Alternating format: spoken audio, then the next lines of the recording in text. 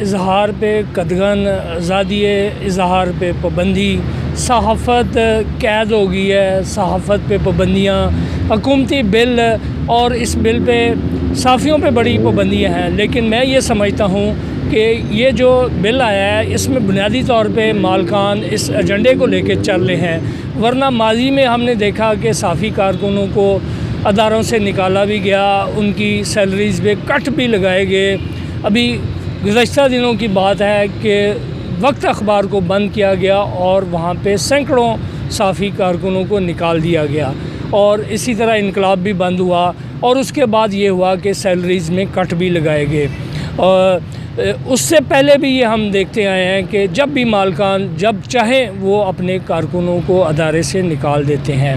नए वक्त की बात करें तो उसमें भी बहुत बड़ी तादाद में लोगों को निकाला, और उसके बाद जब नए लोगों को वहाँ पे नौकरियाँ दी गई तो उनकी तनख्वाहें बड़ी महदूद की गई। और इसी तरह दुनिया टीवी चैनल से बहुत बड़ी तादाद में लोगों को निकाला, और इस पर इतना शोर नहीं मचा और ना ही किसी ने पार्लियामेंट हाउस के बाहर धरना देने की बात की। साफ़ी कारकुनों पे जब भी कड़ा वक्त आता है, जो वर्किंग कारकुन हैं उनके लिए कभी इस सतह पे जाके एहतजाज नहीं होता जो हम आजकल देख रहे हैं। पार्लियामेंट की सदर के तकरीर के दौरान भी साफ़ियों ने बाइकाट किया, और अपोजिशन जमातें भी साफ़ियों से इज़हार यकजहती के लिए वहाँ पे मौजूद थी, और उनके धरनों में भी उन्होंने ख़िताब किया।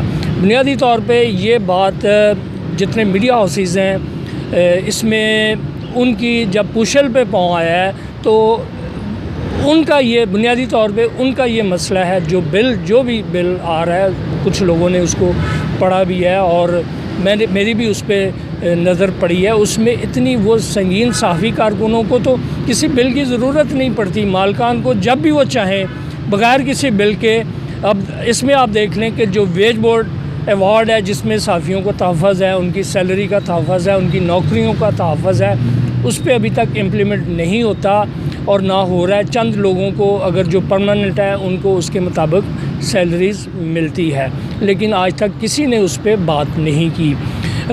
इसी तरह ये 5, 6, 10 जो बड़े अदारे हैं इनके मालकान ने एका किया हुआ है कि इस पे वो शोर मचाएँ। जो हमारी लीडरशिप है सहाफ़त की, मैं भी PUJ दस्तूर का नायब सदर रहा हूँ, मुंतखब नायब सदर रहा हूँ, और मैंने इलेक्शन लड़ के उसमें भरपूर इलेक्शन हुआ था जिसमें मैंने नायब सदर की सीट विन की थी।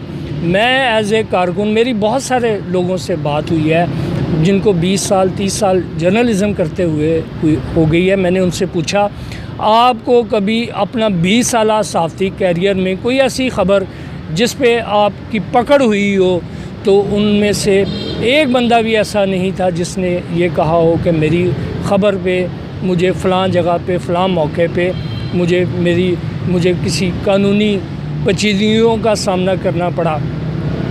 तो ये जो मसाइल हैं, जो मौजूदा बिल आ रहा है, इस पे अगर जिनको मसला होगा उन लोगों को मसला, उन रिपोर्टर्स को मसला हो सकता है कि जो ब्लैकमेलिंग करते हो, जो मुख्तलिफ़ अदारों में कारोबारी हज़रात को जाके तंग करते हों। अब मेरा एक सवाल है कि 4-5 मल्टीनेशनल कंपनीज़ हैं, इसमें बिल्डर्स भी हैं, बड़े प्रॉपर्टी बिल्डर्स हैं, इसमें बैंक के इश्तिहारात चलते हैं टीवी चैनल में, इसमें मोबाइल कंपनियों के इश्तिहारात चलते हैं, इसमें कुछ ये एयर कंडीशन और इस तरह की जो बनाती हैं कंपनी, उनके इश्तिहारात चलते हैं। इसी तरह बहरिया टाउन का पूरे टीवी चैनल्स को उनका इश्तिहारात मिलते हैं, उनकी कैंपेन मिलती है। तो क्या कभी इन अदारों के ख़िलाफ़ जो टीवी चैनल्स को इश्तिहारात देते हैं, इन अदारों के ख़िलाफ़ ख़बर किसी ने लगाई है?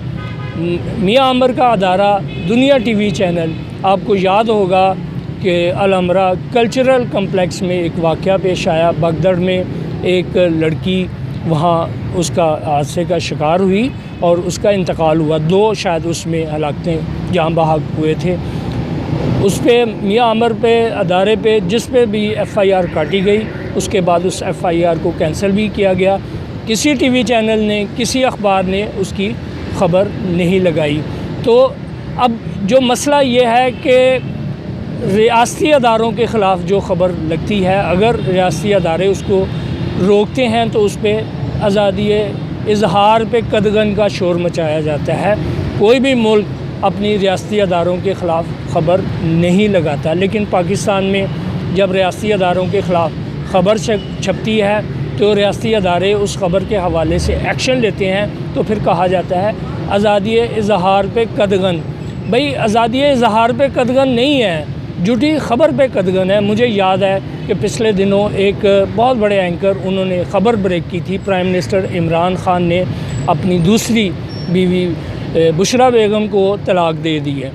वो ख़बर क्या ख़बर, एक तबाहकुन ख़बर थी। उस पर अदारे पे उस पर पाबंदी लगी और उस एंकर पे भी पाबंदी लगी, तो हमारी सहाफ़ती यूनियन ने उस अदारे के हक़ में मुज़ाहरा किया।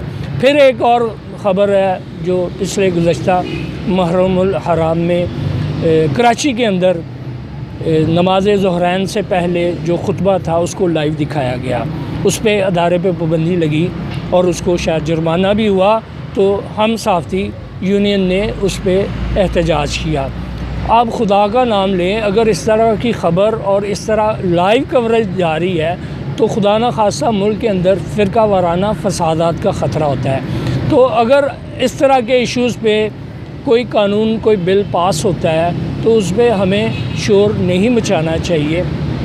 अब हुकूमत को भाई, ये जो भी अपोजिशन पार्टियाँ हैं उन्होंने भी कभी ना कभी इक़्तिदार में आना है, ये उनका भी इशू है। जब वो इक़्तिदार में होंगी तो इस तरह की ख़बरें उनके लिए भी मसाइल पैदा करेंगी। अब इसमें तकसीम है, एक तो तकसीम यह है कि साफ़ी कारकुनों का भी तल्लुक़ किसी न किसी पॉलिटिकल पार्टी से होता है। एक तो ये इशू होता है कि वो हुकूमत पे उन्होंने किसी न किसी तरह तनकीद करनी होती है। हुकूमत के हर इक़दाम पे सियासी बुनियाद पे अगर उनका किसी दीगर मुस्लिम लीग नून से, पीपल पार्टी से किसी से वाबस्तगी है तो उन्होंने हुकूमती इक़दामात पे। दूसरा ये है कि जो हमारे सहाफ़ी लीडरशिप है वो मुख्तलिफ़ अदारों के एम्प्लॉई हैं, वो सहाफ़ी आज़ाद नहीं है तो सहाफ़त कैसे आज़ाद होगी।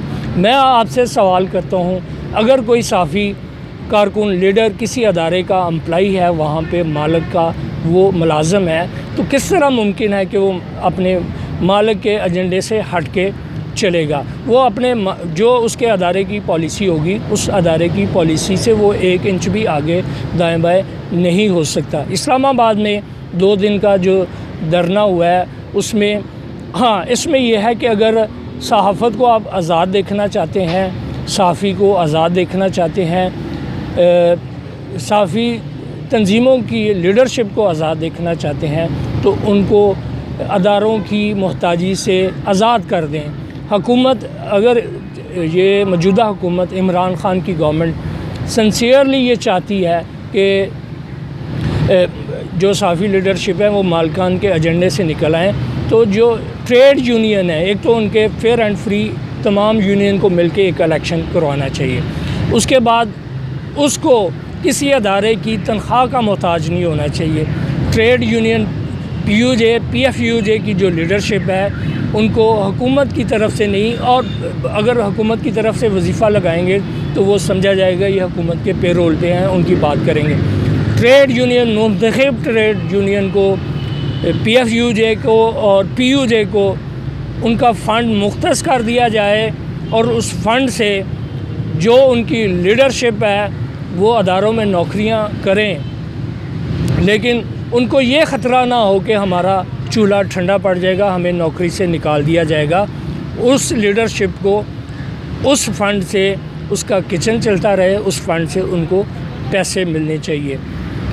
तो अगर मेरा ये व्लॉग आपको पसंद आए, TANVER तनवीर अहमद ऑफिशियल, ये मेरा फेसबुक पेज भी है और मेरा यूट्यूब चैनल भी इसी नाम पे है।